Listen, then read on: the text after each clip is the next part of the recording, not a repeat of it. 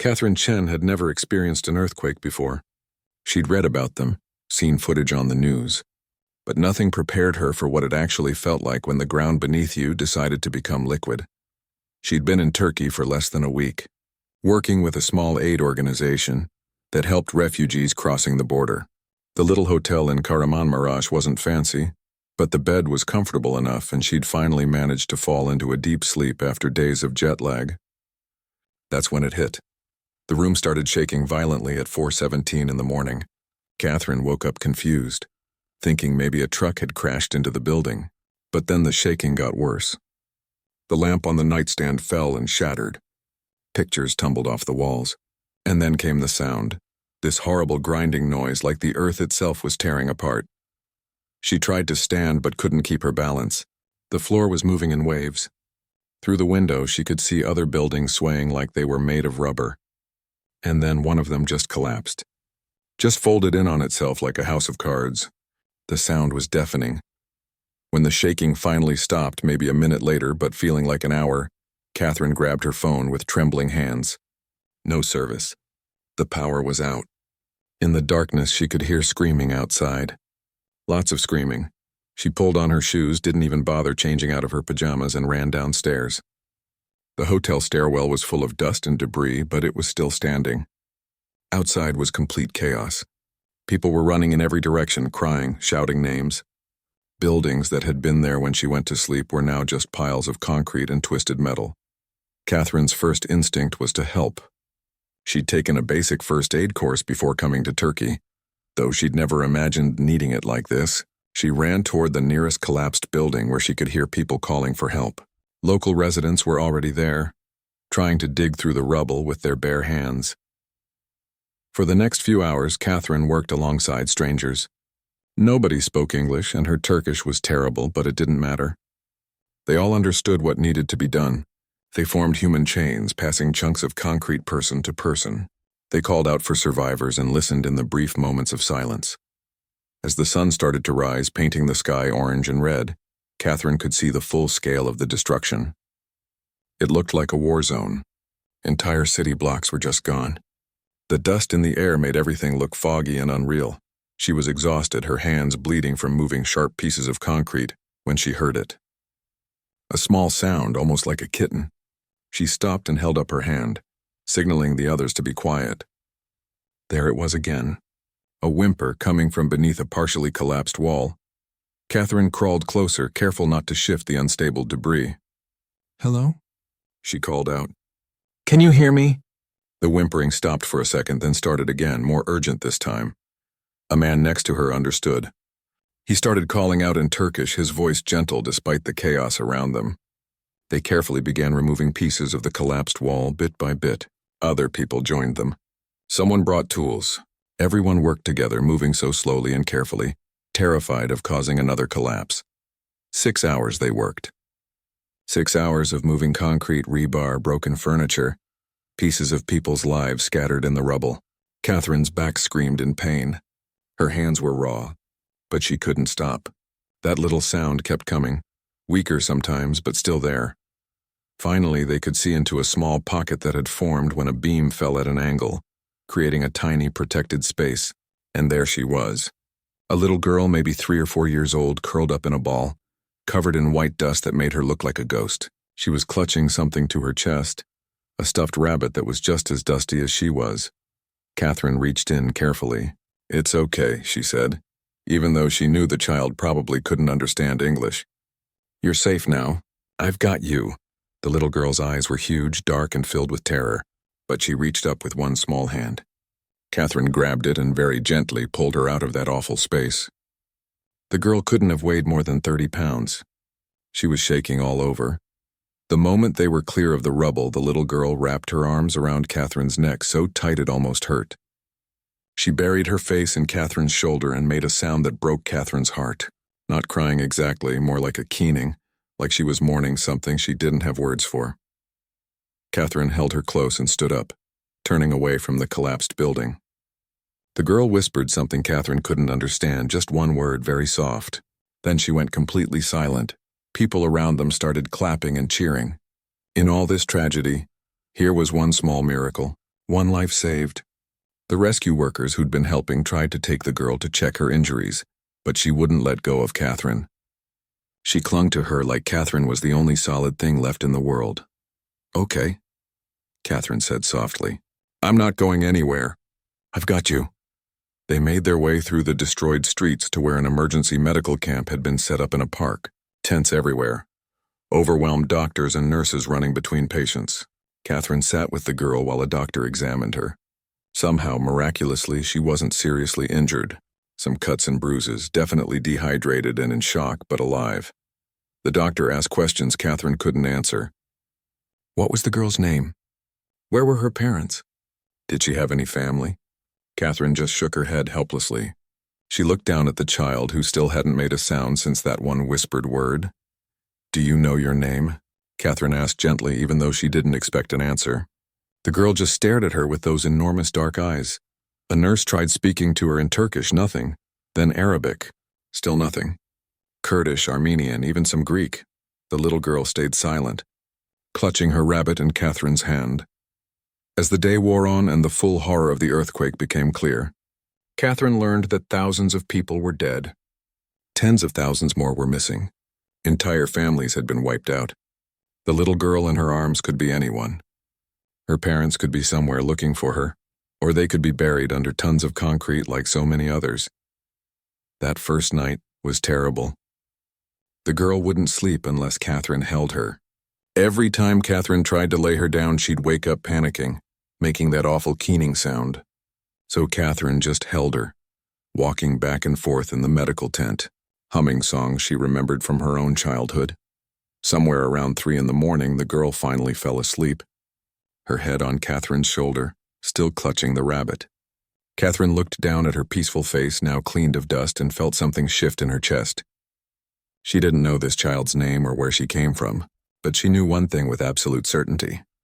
She wasn't going to leave her, not until she found whoever was looking for this little girl, not until she knew she was safe. Catherine had come to Turkey to help refugees, to make a small difference in a big crisis. She'd never imagined it would look like this.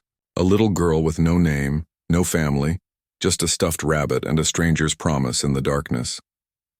Outside the tent, rescue workers continued their desperate search through the rubble. Catherine held the sleeping child closer and made a decision that would change both their lives. Tomorrow she would start looking for answers. She would find this girl's family no matter how long it took. The world was broken, but some things were still worth fighting for. The morning after the earthquake brought a new kind of chaos. Thousands of people flooded into the emergency camps looking for loved ones. Parents searching for children. Children searching for parents. Everyone carrying photos, calling out names, desperate for any information. Catherine watched all of this while sitting on a medical cot with the little girl in her lap. The child still hadn't spoken since that one whispered word in the rubble. The doctor said she was physically healthy, just traumatized. They'd seen dozens of kids in shock, unable or unwilling to talk. Give her time, they said. Give her safety. The words would come back, but time was a luxury nobody had. The camp was overwhelmed. They needed the bed for someone else. And there was the bigger question that nobody wanted to say out loud. What do we do with a child nobody can identify? Catherine started calling her Mira, just so she'd have something to call her besides sweetheart or little one. She wasn't sure where the name came from. It just felt right. Mira seemed to accept it, or at least she didn't protest. She just watched everything with those huge, sad eyes, never letting go of her rabbit. On the second day, Catherine started taking pictures. She felt weird about it at first, like she was exploiting this child's trauma. But what choice did she have? She needed to find Mira's family, and the only way to do that was to get her face out there. She took photos of Mira's birthmark on her left wrist, shaped kind of like a crescent moon, photos of the rabbit with its distinctive embroidered flowers, photos of the tattered pink jacket Mira had been wearing. Every detail might be the thing that helped someone recognize her. Catherine posted them to every social media platform she could think of. She wrote in English because it was all she knew. Urgent.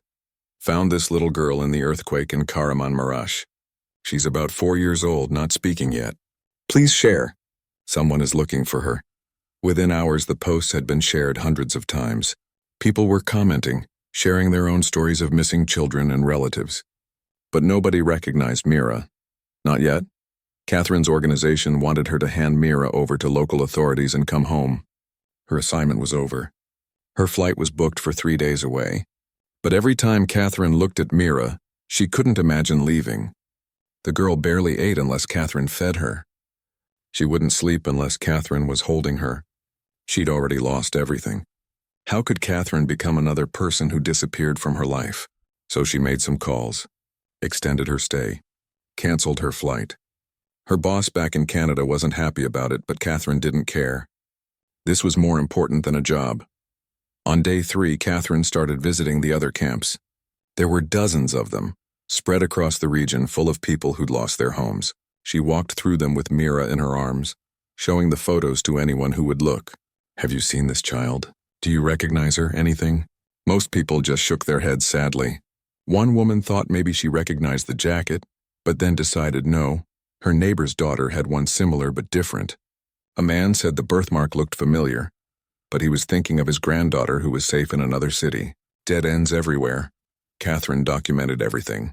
She carried a notebook and wrote down every little thing about Mira. The way she hummed softly sometimes, always the same melody. How she only wanted to eat bread and cheese, nothing else.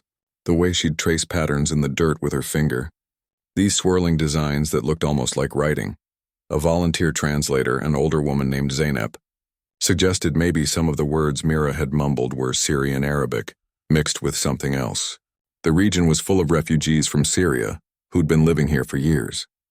Maybe Mira's family had fled the war there, trying to build a new life only to face another disaster. Catherine started focusing her search on Syrian refugee communities. She visited more camps, showed more photos, asked more questions. Some people were helpful. Others were too lost in their own grief to care about one more missing child among thousands. A week passed. Then 10 days. Catherine's social media posts had been shared tens of thousands of times now, spreading across Turkey and beyond. Tips started coming in, but they all led nowhere. Wrong age, wrong location, wrong details. It felt like looking for one specific grain of sand on an entire beach. At night, Catherine lay awake in the tent she shared with Mira and 3 other families, wondering what would happen if she never found the girl's people. The authorities were getting impatient. They had procedures for unidentified children, foster care, orphanages, adoption processes. Catherine understood the system existed for good reasons, but the thought of Mira being swallowed up by bureaucracy made her feel sick. Mira started having nightmares around day 12.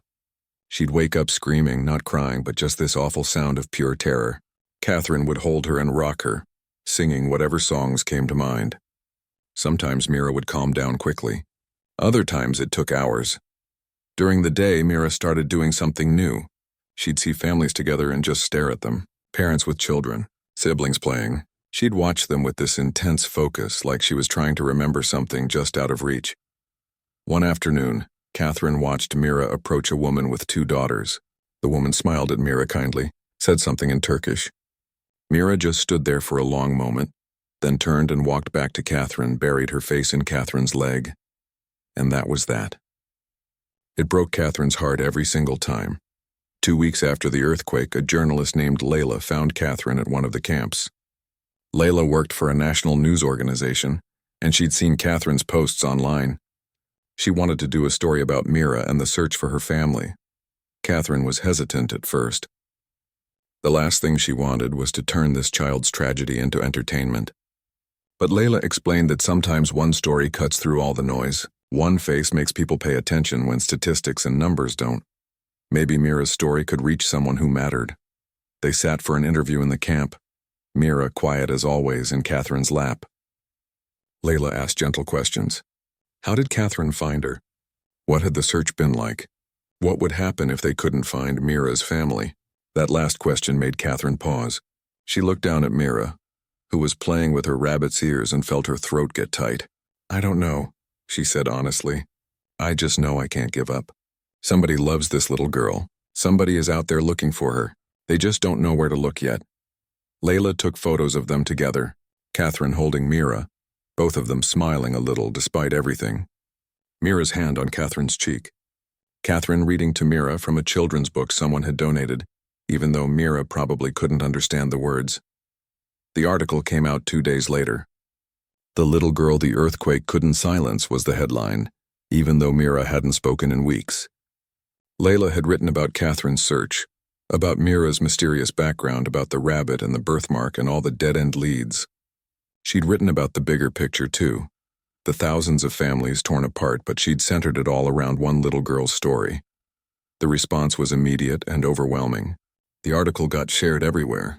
Catherine's phone started ringing constantly with tips, offers to help, people wanting to donate money or supplies. News crews showed up at the camp wanting to interview her. It was chaos, but with chaos came hope. More people seeing Mira's face meant more chances someone would recognize her. Catherine updated her social media with new information, new photos, new details. She started using hashtags that people suggested. Find Mira's Family became a thing people were actually following. A retired detective from Germany reached out, offering to help coordinate the search. A computer expert from South Korea started using facial recognition software to compare Mira's face against photos of missing children. A child psychologist from England sent resources on trauma care and offered free consultations. Strangers from around the world were joining the search. 3 weeks after the earthquake, Catherine sat with Mira watching the sunset. The girl was humming that melody again, the one she always hummed. On impulse, Catherine pulled out her phone and recorded it. She posted the video with a caption, "Mira hums this tune every day. Does anyone recognize it? Could it be a lullaby or a song her family sang?" She didn't expect much from it. Just another small detail thrown into the void, hoping someone somewhere might know something. But sometimes, that's all it takes. One small detail. One person seeing one familiar thing at exactly the right moment. The next morning, Catherine's phone rang. An unknown number. She almost didn't answer, expecting another dead-end tip or another journalist request, but something made her pick up. The woman on the other end was crying and speaking Turkish so fast Catherine couldn't understand. She tried to calm her down, asked if she spoke English.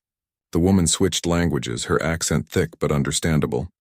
"The rabbit," she said. "I know who made that rabbit." Catherine's hands shook as she held the phone. The woman on the other end, who said her name was Nadia, was speaking so fast Catherine could barely keep up. "Please, slow down," Catherine said, her heart pounding. "Tell me about the rabbit." Nadia took a shaky breath. "My sister, she used to make rabbits like this. That exact stitching pattern, those flowers. I watched her make dozens of them. She lived in Syria before the war. She made them for her daughters." Catherine felt like the air had been sucked out of her lungs. "Where is your sister now?" The pause that followed felt like forever. "I don't know," Nadia finally said, her voice breaking. "She was in Kahramanmaraş with her 2 little girls. We lost contact when the earthquake hit. I've been looking everywhere, but—" She started crying again. Catherine looked down at Mira, who was playing quietly with the rabbit. Could this be it? Could this woman's sister be Mira's mother? They arranged to meet at the camp that afternoon. Catherine spent the hours in between feeling like she might throw up from nervousness. She'd had false alarms before, tips that seemed promising but went nowhere. But something about this felt different. The rabbit. That specific detail. Nadia arrived with her husband and 3 young children. She was thin, exhausted-looking, wearing a headscarf and carrying a worn bag. The moment she saw Mira sitting with Catherine, her legs almost gave out. Her husband had to steady her. Can I try?" Nadia asked, tears already streaming down her face. Catherine nodded and gently told Mira someone wanted to say hello. Mira looked up with those cautious eyes of hers, clutching the rabbit tighter. Nadia approached slowly, carefully, like Mira was a frightened animal that might bolt. She knelt down and started speaking in Arabic, her voice soft and musical. Catherine couldn't understand the words, but she understood the emotion. This woman was hoping with her whole heart that this was her niece. Mira tilted her head, listening. Something flickered across her face, some recognition maybe, but she didn't move. She just watched Nadia with those huge dark eyes. Then Nadia started singing. The same melody Mira hummed every day. The same tune Catherine had recorded and posted online. Mira's whole body went still. Her eyes got even wider. And then for the first time in almost a month she made a sound. Not words exactly, but a small gasp, like she'd been holding her breath and finally let it out. Nadia kept singing, tears running down her face. She held out her hands. Mira looked at Catherine, then back at Nadia. Slowly, so slowly, she stood up and took one step forward, then another. When she was close enough, Nadia wrapped her arms around her and just held her, sobbing and singing that song. Catherine stood back, her own tears falling. This was what she'd been searching for: family, recognition, a connection to Mira's life before everything fell apart. But even as relief flooded through her, she felt something else too. Fear maybe, or loss. Mira had been hers to protect for weeks now, and now they did DNA tests that same day. The results would take 72 hours, but nobody really doubted them. Nadia brought photos from before the war, pictures of her sister's family. When Catherine saw them, her breath caught. There was Mira, younger but unmistakable, smiling at the camera with an older girl and a woman who looked a lot like Nadia. Mira's mother and sister. "What are their names?" Catherine asked quietly. "My sister is Dahlia," Nadia said. "The older girl is Layla, she's 7. And the little one?" She paused, reaching out to touch Mira's hair. "Her name is Noor, it means light. Noor, not Mira." Catherine had been calling her the wrong name this whole time, but somehow it didn't matter. Names were just sounds. What mattered was this connection, this family tie that had survived everything. But there was a problem. Actually, several problems. Nadia explained that she'd been searching for her sister and the girls since the earthquake. 3 weeks ago, rescue workers had found 2 bodies in the rubble of the building where Dahlia had been staying with relatives, a woman and a girl matching their descriptions. They'd been buried a week ago. Noor's mother and sister were gone. Catherine felt sick. She looked at Noor, who was sitting quietly with Nadia's children, the rabbit still in her arms. Did she understand what she'd lost? Did she remember that moment in the rubble when the building came down? How did a 4-year-old process that kind of trauma? The second problem was more practical, but no less devastating. Nadia was also a refugee. She'd fled Syria 3 years ago with her husband and kids, and they were living in a crowded refugee camp, 200 miles away. They had almost nothing. How could they take care of a traumatized child when they were barely surviving themselves? The story, which had already gone viral after Layla's article, exploded even more when news got out that they'd found Noor's family. Or what was left of it. People who'd been following the search suddenly learned that it wasn't a happy ending. It was complicated and heartbreaking and messy like real life usually is. The hashtag, Find Noor's Family, changed to Help Noor's Future.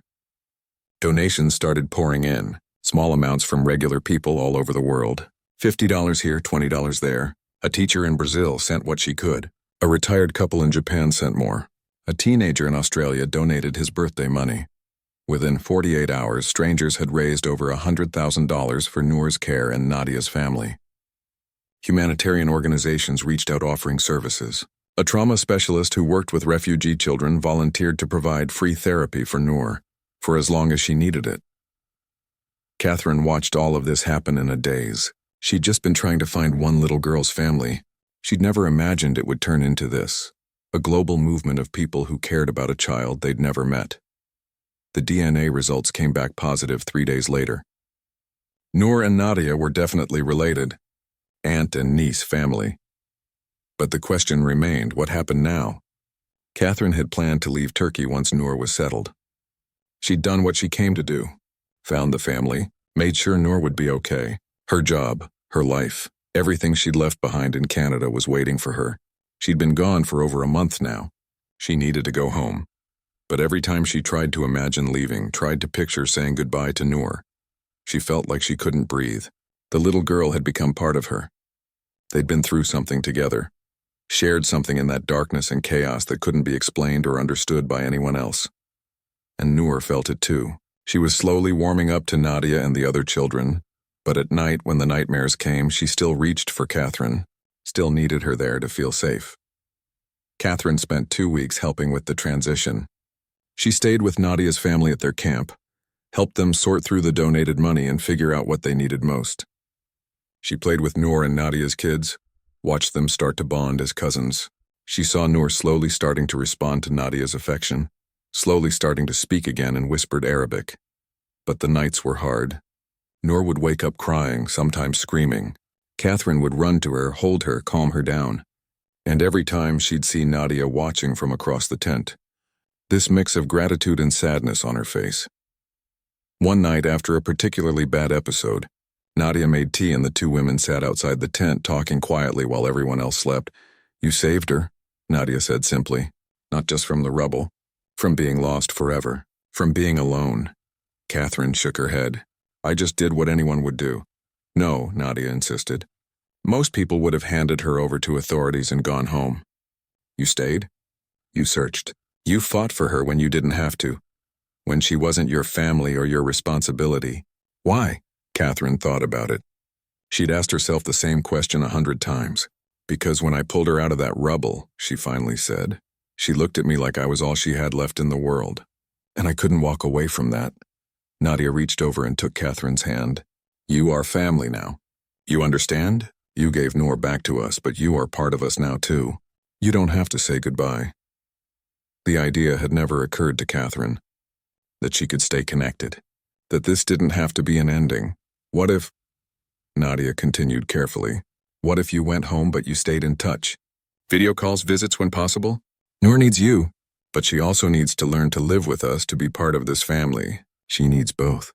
Catherine felt something loosen in her chest. She wouldn't have to choose. She wouldn't have to completely let go. "I'd like that," she whispered.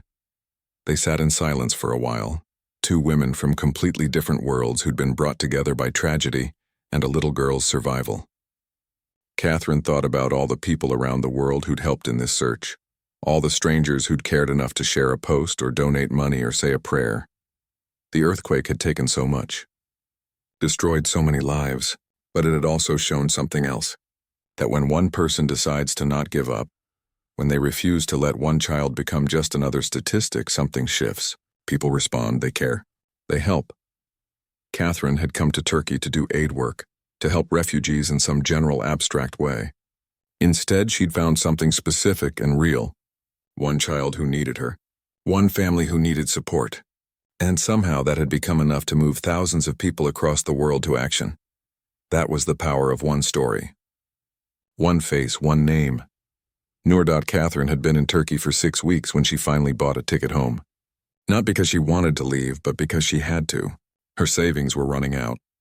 Her job, despite being understanding, couldn't hold her position forever.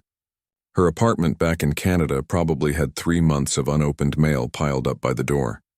The night before her flight, she couldn't sleep.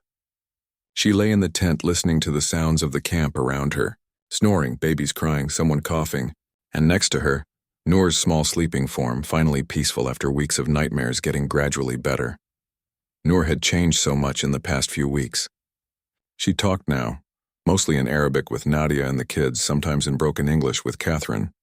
She laughed sometimes, usually when Nadia's youngest daughter did something silly. She'd even started letting go of the rabbit occasionally, setting it down to play with blocks or draw pictures in the dirt. But she still needed Catherine.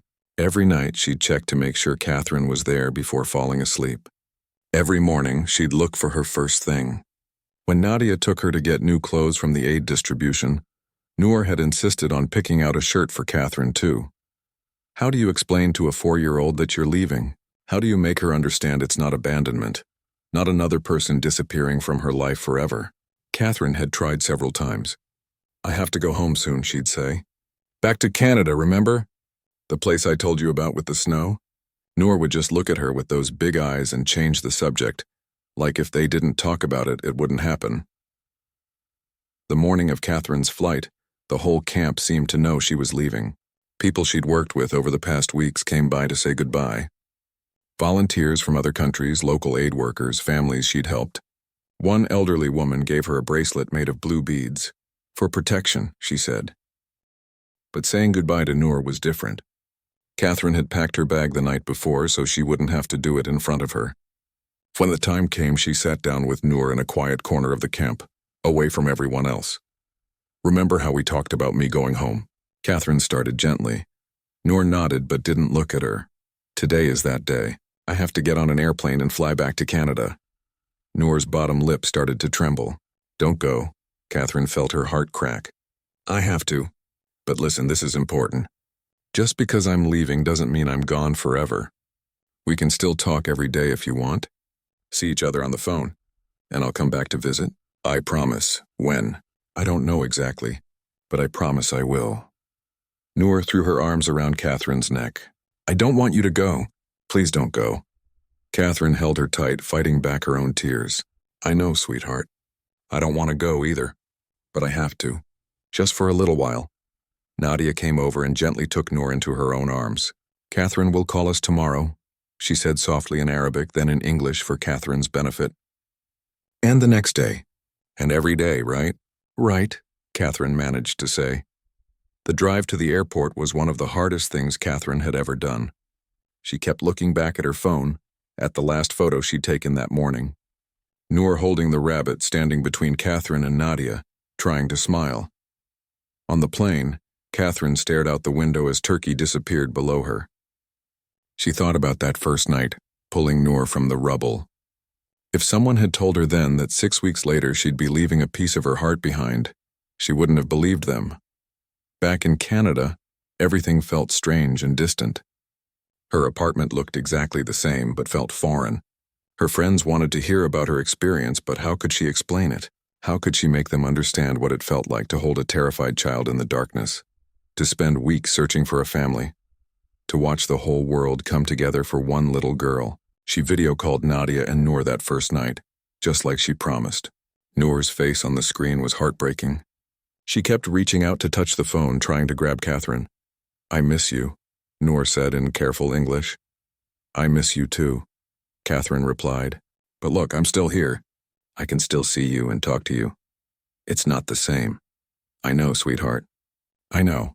They fell into a routine. Catherine called every day, sometimes twice a day. Morning in Canada was evening in Turkey. She'd watch Noor eat dinner on video chat, hear about her day, see her drawings. Nadia would update her on Noor's progress in therapy. The nightmares were getting less frequent. She was bonding more with her cousins. She'd started asking questions about her mother and sister, trying to understand what happened to them. But there was still so much uncertainty. Nadia and her family were still in the refugee camp. The money that had been donated was helping, but it wasn't a permanent solution. They needed housing, stable jobs, education for the kids. The whole system was overwhelmed. There were millions of refugees in Turkey, all with the same needs. Catherine threw herself into trying to help from across the ocean. She connected Nadia with humanitarian organizations. She helped fill out asylum applications. She even looked into sponsoring the family to come to Canada, though the process was complicated and could take years. 3 months after leaving Turkey, Catherine got a call that changed everything. It was from a refugee resettlement organization in Canada. They'd been following Noor's story, seen all the media coverage. They wanted to help. They thought they might be able to expedite the family's case, get them approved for resettlement. "How long would it take?" Catherine asked, afraid to hope. "If everything goes smoothly, maybe 6 months. Maybe less." Catherine hung up and immediately called Nadia. It was the middle of the night in Turkey, but she didn't care. When Nadia answered, groggy and confused, Catherine couldn't get the words out fast enough. "There's a chance you could come to Canada. All of you. Noor, the kids, your husband. A real chance." There was silence on the other end. Then Nadia started crying. "Are you serious?" "Yes, it's not guaranteed, but it's possible. It's really possible." The next months were a blur of paperwork, interviews, medical checks, background screenings. Every step of the process felt like it could derail everything. Catherine was on the phone constantly with caseworkers, advocates, lawyers. The story of how she'd found Noor had caught people's attention, opened doors that usually stayed closed for refugees. Catherine's friends thought she was crazy. "You barely know this family," one friend said. "Why are you doing all this?" But Catherine knew why. It wasn't just about Noor anymore, though she was certainly a huge part of it. It was about all of them. Nadia, who'd lost her sister and nearly lost her niece. The kids who'd grown up in camps and deserved a real home. This family who'd survived a war only to face an earthquake. Who'd lost everything but still found ways to smile, to hope, to keep going. Meanwhile, Noor was growing up in front of Catherine's eyes through a phone screen. She turned 5. She started learning to read. She talked about her mother sometimes now, telling stories about before, memories that were already starting to blur at the edges. "Mama used to sing to me," Noor told Catherine one day during their video call. "Not the same song as Auntie Nadia, a different one. I can't remember it all anymore." "That's okay," Catherine said gently. It's okay to forget some things. Your mom would understand. Do you think she can see me? From heaven? Catherine's throat got tight. I think so. And I think she's really proud of you. You're so brave, Noor. Are you proud of me too? So proud. Every single day. 8 months after Catherine left Turkey, she got the call. The family had been approved. They were coming to Canada. She had 6 weeks to prepare. Catherine threw herself into getting ready. She found them an apartment not fancy but clean and safe. She bought furniture at thrift stores, stocked the kitchen, made sure there were beds and blankets for everyone. She bought toys for the kids, new clothes, school supplies. Her own apartment started to look bare as she gave away everything she could spare. Her friends helped once they saw how serious she was. They donated clothes, helped paint the apartment, put together furniture. The community center near the apartment offered free English classes. A local mosque connected them with other Syrian families in the area. Slowly, a support network was building before the family even arrived. The night before their flight, Catherine couldn't sleep. She kept thinking about that first night in the earthquake, holding a silent child in the darkness. And now that child was coming home. Not to where she'd been born, not to the family she'd lost, but to something new, something that included Catherine. At the airport, Catherine stood at arrivals clutching a sign that said "Welcome Home" in Arabic and English. She felt ridiculous, like she might throw up or pass out or both. The flight was late. Then it landed. Then what felt like forever passed while she waited for them to clear customs. And then she saw them. Nadia first, looking exhausted but relieved. Her husband carrying their youngest. The other kids with backpacks, looking around wide-eyed at everything. And Noor holding Nadia's hand, scanning the crowd. When Noor saw Catherine, her whole face lit up. She let go of Nadia's hand and ran, her backpack bouncing against her shoulders. Catherine caught her and held her tight. This little girl who wasn't really hers, but also absolutely was. You came back, Noor said into Catherine's shoulder. You promised and you came back. I always keep my promises, Catherine said, tears running down her face. Around them, other people in the airport were watching and smiling. Some were taking photos. A few were crying too. Catherine didn't care. She held Noor and felt something click into place. Something that had been missing since she'd left Turkey. This was why she'd stayed all those weeks. Why she'd searched so hard. Why she'd fought through all that paperwork and bureaucracy, not just to save one child, but to give a whole family a chance at something better. And somehow, in doing that, she'd found her own family too. The first month in Canada was harder than anyone expected. The apartment that had seemed perfect when Catherine was setting it up felt cramped with 6 people living in it. The kids weren't used to the cold, even though it was only October. Everything was different from what they'd known, from the food in the grocery stores to the way people dressed to the sounds outside at night. Noor clung to Catherine constantly those first few weeks. She'd made progress in Turkey, gotten more comfortable with Nadia and the other kids, but being in a completely new place brought back some of her old fears. She didn't want Catherine to leave her sight. When Catherine went to work, Noor would cry. When she came back, Noor would be waiting by the door. She'll adjust, the therapist told Catherine during one of their sessions. Moving is hard for any child, but for one who's experienced trauma, it can bring back those feelings of instability. Give it time. Time was something they had now, at least. No more temporary camps or wondering where they'd be next month. The apartment was theirs. The kids were enrolled in school. Nadia and her husband were taking English classes. It wasn't perfect, but it was stable, safe. Catherine visited almost every day after work.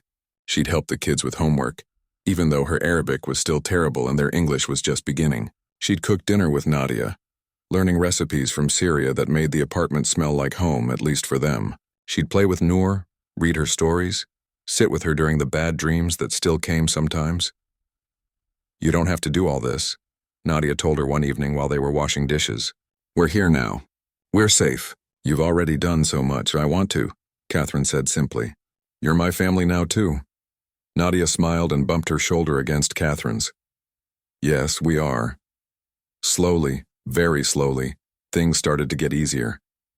The kids' English improved quickly, the way children's language skills do. Noor started making friends at her kindergarten. Nadia found work cleaning houses, and though the pay wasn't great, it was something.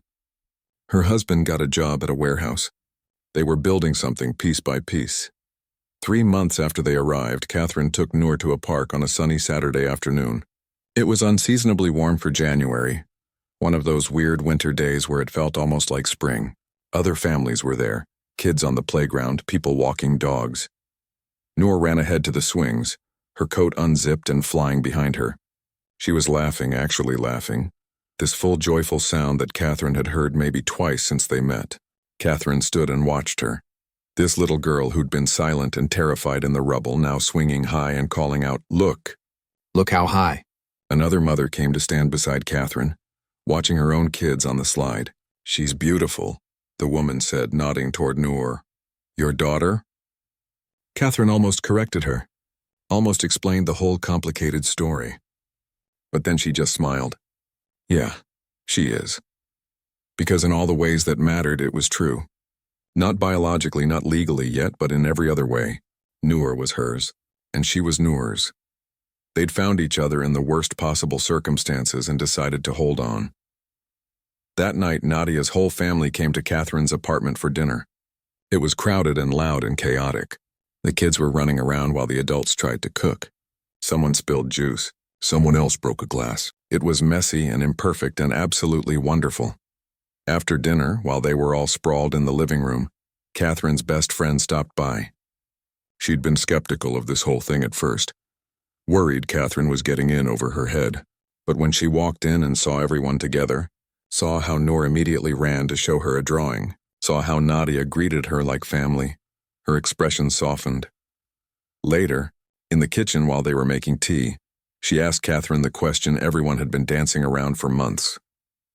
"So what happens now? Long term?" Catherine poured hot water into mugs and thought about it. "I don't know exactly. Nadia and I have talked about me adopting Noor officially, so she'd legally have 2 guardians. But we're still figuring it all out. There's no rush. We're just taking it day by day. You really love that kid, don't you?" "More than I ever thought possible," her friend smiled.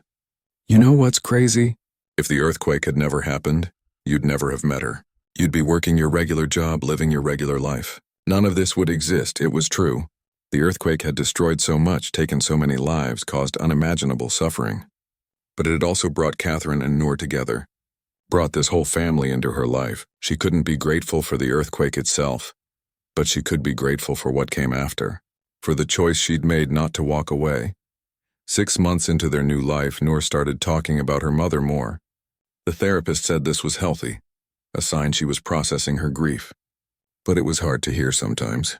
Hard to know that no matter how much Catherine loved her, she could never replace what Noor had lost. One evening, Noor was sitting with her rabbit, the same one from the rubble, now worn and patched. "I think my mama would like you," she told Catherine quietly. Catherine's throat got tight. "Yeah? Yeah, she liked nice people. And you're nice." Noor looked up at her with those big eyes. "Do you think? Can someone have 2 mamas? One in heaven and one here?" Catherine pulled her close. "I think hearts are big enough for all kinds of love. Your mama will always be your mama. Nothing changes that. But you can love other people too. There's always room.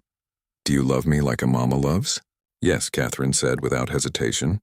"So much it scares me sometimes." Noor nodded, satisfied.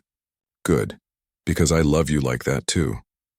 A year after the earthquake, Catherine and Nadia organized a memorial for everyone who'd been lost. They invited the Syrian community, the people who'd helped with the resettlement, the journalists who'd covered the story. They gathered in a community center and shared stories, lit candles, remembered. Layla, the journalist who'd first written about Noor's story, was there. She'd kept following their journey, writing updates that people around the world continued to read. She'd documented the search, the reunion, the move to Canada. Now she was documenting this. "Do you ever think about how many people were touched by one little girl's story?" Layla asked Catherine. "The donations, the volunteers, the families who saw the news and held their own kids a little tighter.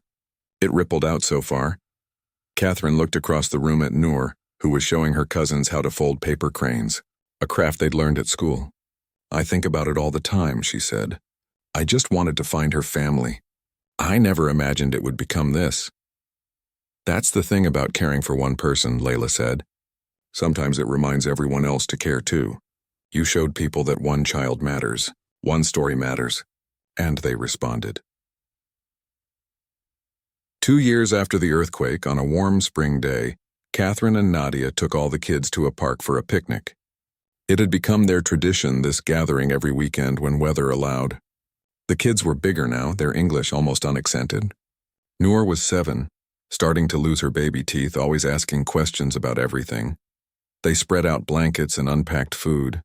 Noor's cousins started kicking a soccer ball around. Nadia's husband set up a badminton net.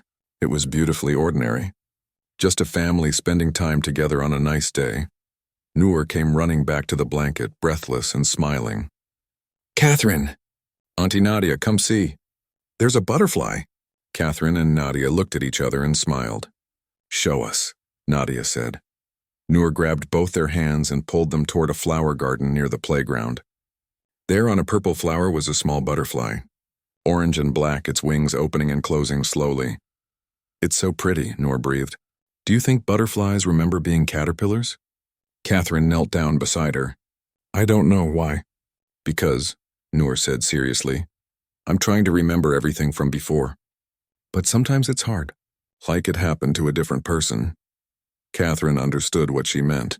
Trauma did that, made the past feel distant and unreal. "That's okay," she said gently. "Some things we remember, some things we forget. Both are okay." "I don't want to forget my mama," Noor said quietly. Nadia knelt down on Noor's other side. "You won't forget. We'll tell you stories. We'll remember her together, and she lives in here." She touched Noor's chest over her heart. "Always." Noor nodded, then brightened. "And I have you both now. Auntie Nadia and Mama Catherine." It was the first time Noor had called her that. Mama Catherine. Not just Catherine. Not just friend or auntie. Mama. Catherine felt tears spring to her eyes. She looked at Nadia, who was crying too. They both pulled Noor into a hug, this little girl who'd survived the impossible. Who'd lost everything and somehow found a way to love again. "Yes," Catherine managed to say. "You have both of us always." The butterfly flew away, dancing on the breeze. The kids called out for them to come play. Life moved forward the way it always does, carrying joy and sadness together, mixing memory with hope. Catherine thought back to that night in the rubble. How dark it had been, how scared she'd been, how she'd heard one small cry and decided not to walk away. It had seemed like such a simple choice at the time. Help a child, find her family, do the right thing. She'd had no idea that choice would change everything, that it would bring her a daughter, a family, a purpose she'd never known she was looking for.